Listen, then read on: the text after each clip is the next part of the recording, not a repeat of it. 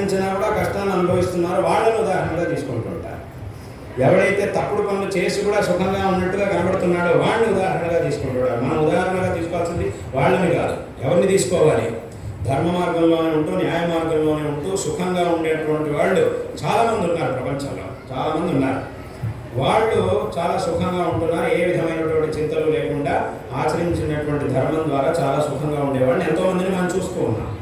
అదేవిధంగా ధర్మ మార్గంలోకి వెళ్ళి ఎంతమంది వద్దని చెప్పినా కూడా తప్పుడు పని చేసి దాని ద్వారా చాలా దుఃఖాన్ని అనుభవిస్తున్నటువంటి వాళ్ళని ఎంతోమందిని కూడా మనం చూస్తూ ఉన్నాం. వీళ్ళని ఉదాహరణగా తీసుకోవాలి. అంటే ఒకడు ధర్మాన్ని ఆచరిస్తున్నా కూడా కష్టాన్ని అనుభవిస్తున్నాడు కదా, మరి వాడి సంగతి ఏమిటి? సరే వీళ్ళని ఉదాహరణగా తీసుకుంటాం, సరే వీళ్ళు చాలామంది ఉన్నారు, సరే వీళ్ళని ఉదాహరణగా తీసుకుంటాం, సరే మరి వాళ్ళ సంగతి ఏమిటి?